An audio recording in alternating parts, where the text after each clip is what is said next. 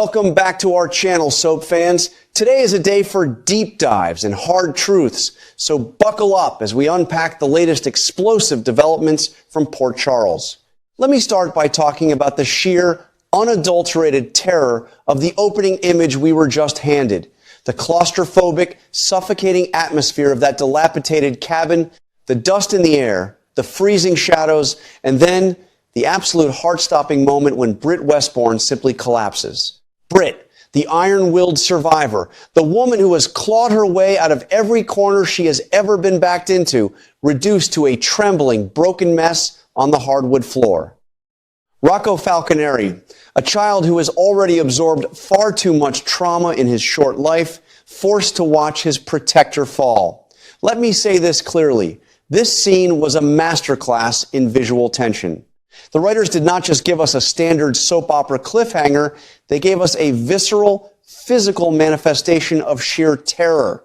Britt is not just tired, she is breaking down at a cellular level. And when I watched her knees buckle, when I saw those slight, involuntary tremors shaking her hands as the sweat beaded on her pale forehead, I knew instantly that we were not just dealing with exhaustion. We are dealing with something far more profound, far more dangerous, and infinitely more heartbreaking.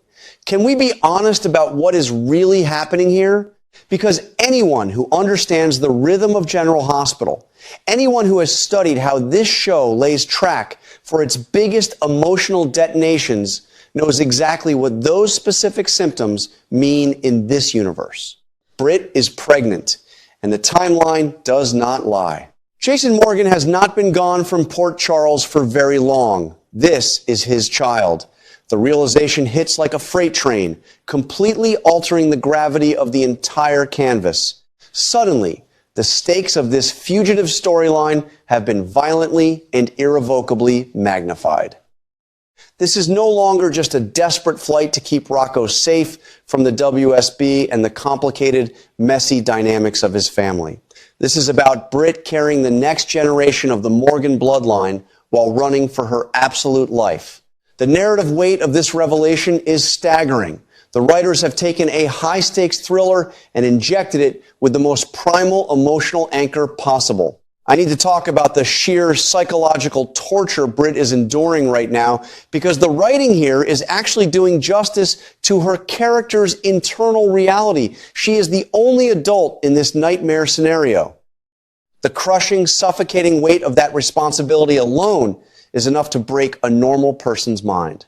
If she makes one wrong move, if she sleeps too deeply, if she leaves a footprint in the mud, Rocco pays the price.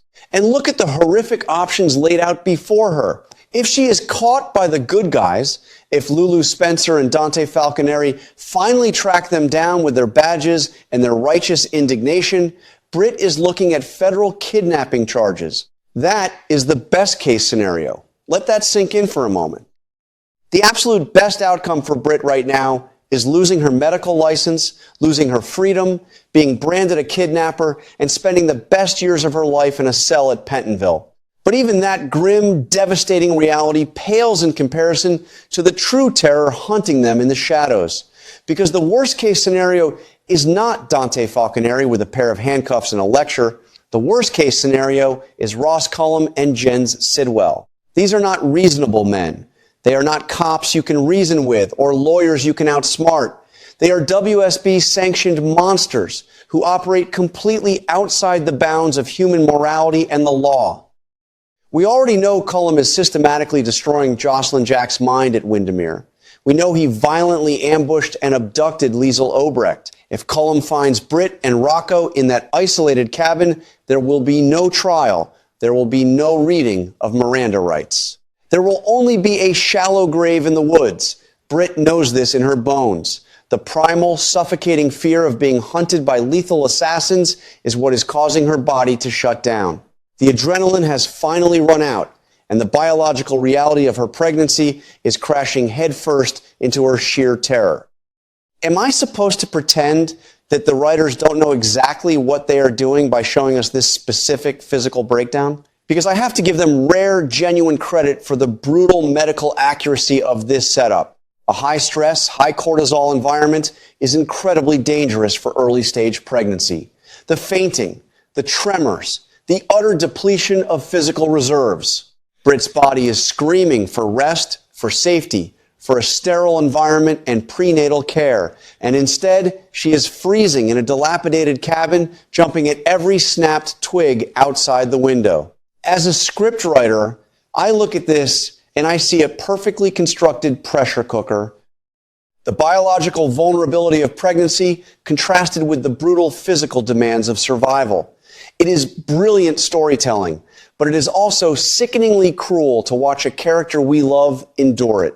And this brings me to the absolute tragedy that is barreling toward us. The spoilers are out, the writing is on the wall, and I am furious, I am heartbroken, because we know what happens next. Cullum is going to find them. He is going to launch a ruthless, violent pursuit through those woods, and in the sheer, terrifying chaos of that desperate escape, Britt is going to lose the baby. She is going to suffer a horrific miscarriage while being hunted like an animal. I mean, honestly, how much more trauma can the writers inflict on Britt Westbourne? To give her the miracle of a child with Jason Morgan, a man she genuinely, deeply loved, only to rip it away in the mud and the blood of a WSB manhunt?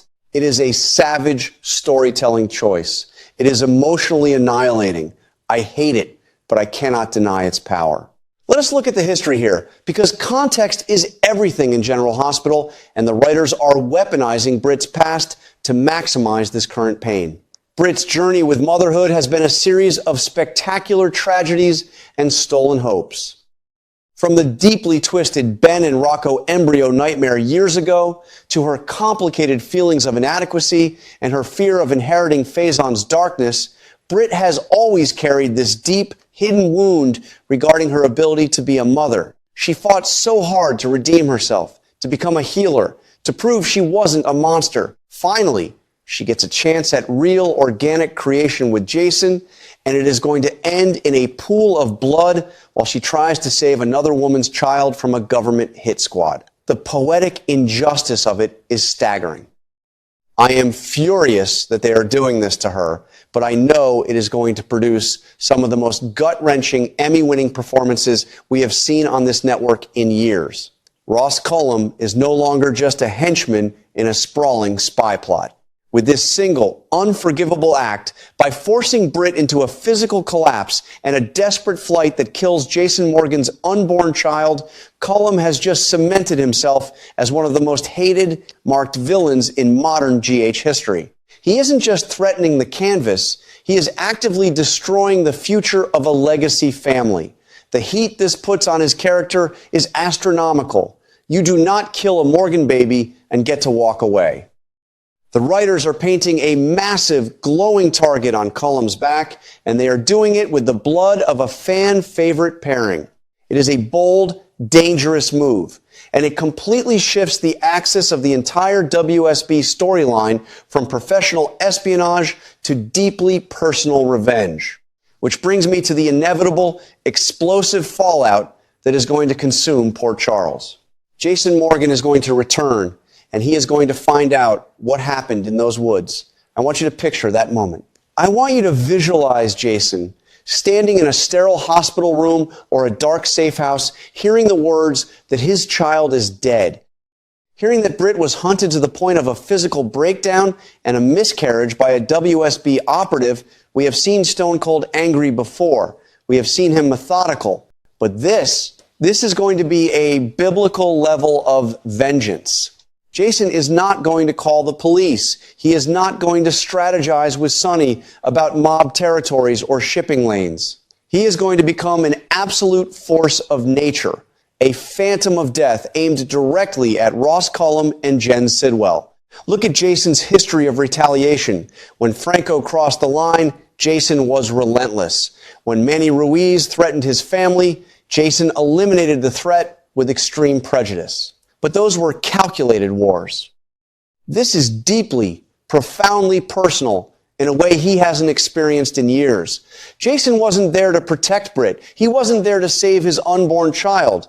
The guilt is going to absolutely consume him, and that guilt is going to manifest as pure, unadulterated violence. The writers are setting up a revenge tour that will make his past retaliations look like child's play. I am predicting right now that Jason's path to Cullum will be a scorched earth campaign that will terrify even his closest allies. He will burn the WSB to the ground to get to the man who did this. And what about Dante and Lulu? How are they going to live with themselves when the dust finally settles? Yes, they desperately want Rocco back. Yes, they currently view Britt through the lens of a kidnapper. But when they realize that the intense, unforgiving pressure of their manhunt, combined with the lethal threat of the WSB, resulted in Britt losing her baby, the moral ambiguity here is fascinating and devastating. Dante is a cop. He believes in the law.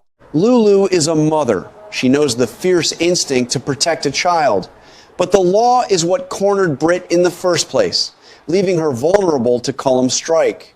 The guilt that is going to infect the good guys of Port Charles will be a massive narrative engine for the next 6 months. They will have to look Jason in the eye, knowing they played a part in cornering the woman carrying his child. I have to applaud the pacing and the directing of this specific arc, even as it breaks my heart.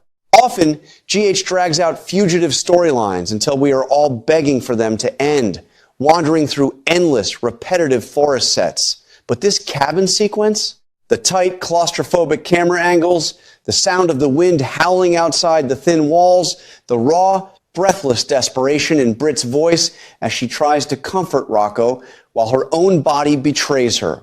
It is textbook suspense. The writers are building a pressure cooker, and every single episode turns up the heat.